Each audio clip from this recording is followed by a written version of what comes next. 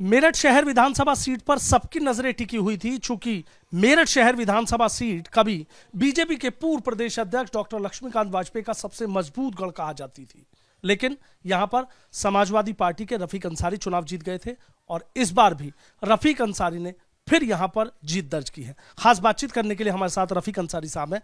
रफीक साहब से एक चीज जानना चाहूंगा, पिछली बार 2017 में भी साइकिल बड़ी स्पीड से दौड़ी और 2022 में भी साइकिल बड़ी स्पीड से दौड़ी, ऐसी क्या वजह रही जो जनता का पूरा भरोसा और विश्वास जीतने में आप कामयाब रहे और जीत का सेहरा आपके सर बंधा?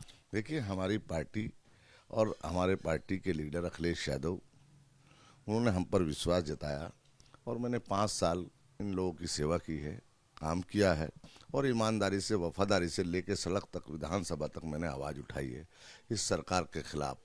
और जनता के हमेशा जन विरोधी जो कार्य किए थे उसने पूरी ताकत से मैंने आवाज़ उठाई है। और यहाँ पर जो प्रत्याशी लड़ रहे थे, आप जानते हैं उनके बारे में, उनका कैरेक्टर कैसा है। मुझे हिंदू और मुसलमान का दोनों का सहयोग मिला, बेइंतहा प्यार मिला चुनाव में।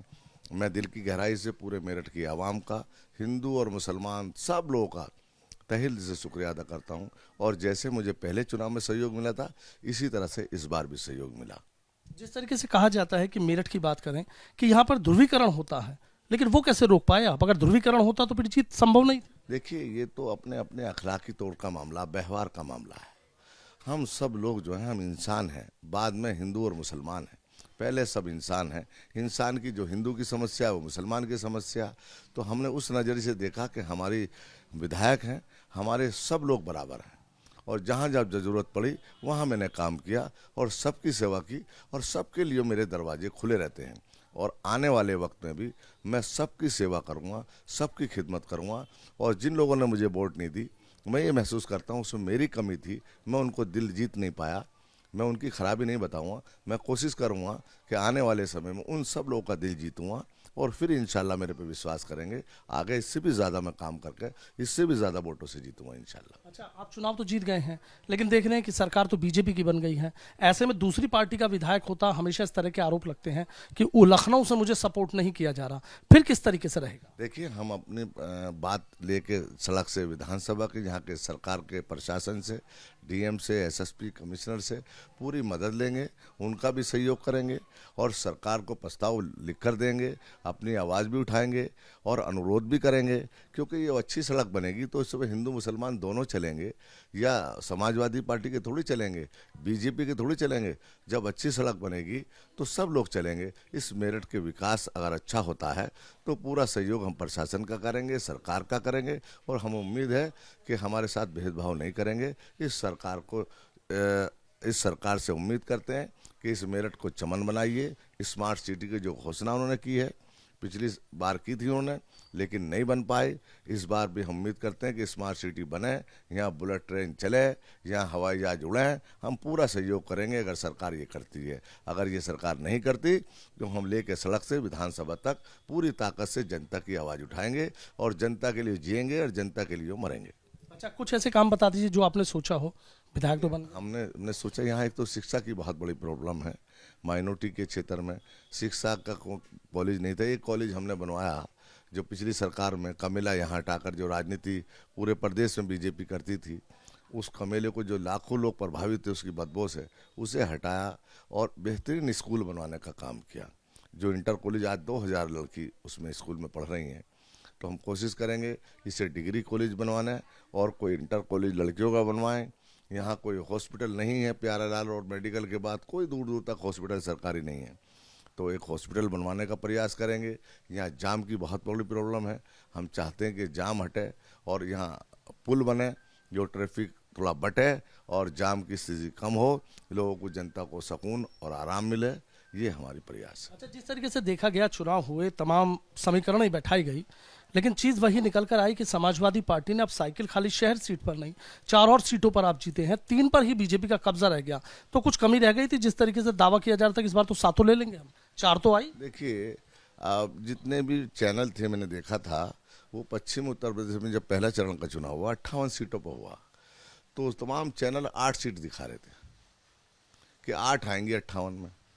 तो सब बात गलत निकली और मेरठ में तो सरकार हमारी बनी है, 7 में से 4 हम जीत गए हैं। तो कहाँ गए उनके वादे? और निश्चित रूप से उन लोगों को सबको गठबंधन का फायदा हुआ है। मैं भी गठबंधन से प्रत्याशी था, लेकिन हमारे शहर की सीट का समीकरण आप जानते हैं कि वो अलग है।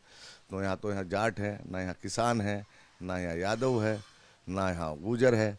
यहाँ तो सब जो हैं आप और हम हैं, बस आप और हम नहीं। और देखिए पहले भी 53% वोट मुझे मिला था और इस बार भी 53% वोट मिला मुझे। वो सारी भी ले लेगा सब प्रत्याशियों को जब भी मैं जीतूंगा। तो कोई हमारे लिए उलझन नहीं थी कि ये लड़ा उसकी वजह से जीत गया, उसकी वजह से जीत गया, वोट काट ली।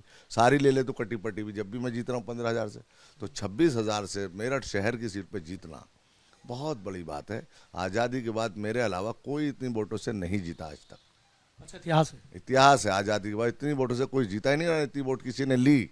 अच्छा, एक आखिरी सवाल है, क्या कमलदत्त शर्मा कमजोर प्रत्याशी आपके सामने साबित नजर आ रहे थे? शुरू से आप कह रहे थे कि गुरु को हराया तो शिष्य है। भाई अब गुरु भी हार गए, तो जब गुरु हार गए तो चेले कहाँ बचते? और उसके अलावा गुरु के भी गुरु आके लड़ लेते हैं यहाँ से। अमित शाह लड़ लेते, नरेंद्र मोदी लड़ लेते। लड़ेंगे तो अपनी वोटों में ही, तो अपनी वोटों में कहाँ तक लड़ेगा? और हमें तो हिंदू और मुसलमान दोनों समर्थन कर रहे थे हमारा। उनको हमारे वाले थोड़ी समर्थन करते। वो तो उन्हें मारने काटने की बात कर रहे हैं, ठोकने की बात कर रहे हैं। उनके मीट की दुकानें बंद करने की पहली बात कर रहे थे जीतने से पहले। अरे भाई रोजगार देने की बात करो, किसी को सताने की बात क्यों कर रहे हो?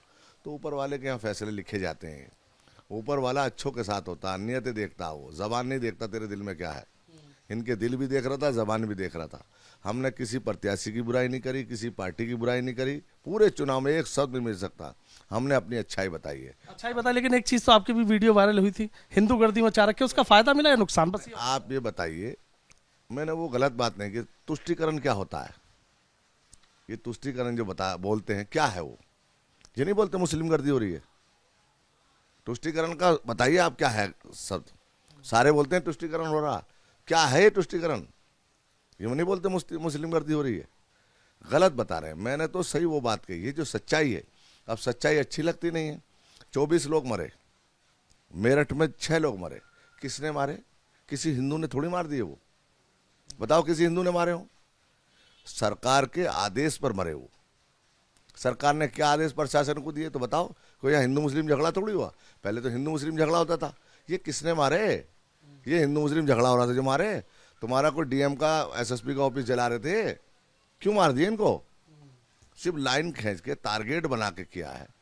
तो सरकार ने किया वो, और वो चुनाव में फायदा उठाना चाहते थे और इसी पे डिबेट चला दी 2-2 दिन। और ये जो कर रहे हैं उस पर नहीं चलाई। महंगाई पे चलाते। तेल की महंगाई अब देखना तेल कहाँ जा रहा, 125 से ऊपर जाएगा। लेकिन जिस तरीके से आपने तेल की बात करी, महंगाई की बात करी, लेकिन जो गठबंधन से एक उम्मीद की गई थी, चूंकि आप पश्चिम उत्तर प्रदेश के एक बड़े नेता के तौर पे गिनती है, दोनों लहर में आप एक तरीके से जीते हैं, तो आपको नहीं लगता कि गठबंधन वो कमाल नहीं कर पाया? रैलियों में भीड़ भी जुटी थी, कमी कहाँ लगी? थोड़ा आपसे समझना चाहूंगा, बड़ी बारीकी से समझते हैं। गठबंधन थोड़ा देरी हुई इसमें, गठबंधन होने में देरी हुई इसमें। और सरकार जो है उन्होंने धारा 144 लगा रखी। अगर उससे 4 महीने पहले ये गठबंधन होता, तो रैली अगर करती, जनता में दोनों मिलकर जाते, तो मैं समझता हूँ और इसका लाभ होता। तो देर तक ये हुआ गठबंधन, उसका लाभ पूरा नहीं मिल पाया, लेकिन गठबंधन का लाभ तो हुआ है। मुजफ्फरनगर में जीत गए हम लोग, पहले एक भी सीट नहीं थे, 4 जीते हैं। 4 जीते हैं। तो फायदा तो हुआ। मेरठ में 1 था, मैं 4 जीत गए। तो ऐसा नहीं है गठबंधन का, अगर पूरी तरह 4 महीने पहले गठबंधन होता तो इसका और बहुत बड़ा लाभ होता। और आने वाले समय में इस गठबंधन और मजबूत होगा और 2024 में इसका लाभ जरूर निश्चित रूप से विपक्ष को मिलेगा। एक आखिरी सवाल मेरा और है, कोई भी भाषण रहा हो, कोई भी रैली रही हो, आप जहाँ भी जाते हैं एक शेर शायरी जरूर करते हैं, तो एक इस आज की राजनीति और इस बदले माहौल पे कुछ तो हो जाए। हक के शैदाई हैं बातिल को मिटा डालेंगे, हक के शैदाई हैं बातिल को मिटा डालेंगे। हमने जिस दौर को चाहा है बदल डाला है, जिस दौर को चाहेंगे बदल देंगे। बहुत बहुत शुक्रिया। तो देखिए, रफीक अंसारी साहब हैं, मेरठ शहर विधानसभा सीट से दूसरी बार विधायक बने हैं और अखिलेश यादव के बेहद करीबी माने जाते हैं। भरोसा जताया, उनको फिर से टिकट दिया, कोई लाइन में था ही नहीं, जीत गए हैं। लेकिन सीधा कह रहे हैं कि सरकार को जगाने का काम करेंगे और जरूरत पड़ी तो फिर मेरठ से विधानसभा तक कोई आंदोलन करने से भी पीछे नहीं रहेंगे। वीडियो जर्नलिस्ट सत्येंद्र सिंह के साथ सनुज शर्मा, एबीपी गंगा, मेरठ।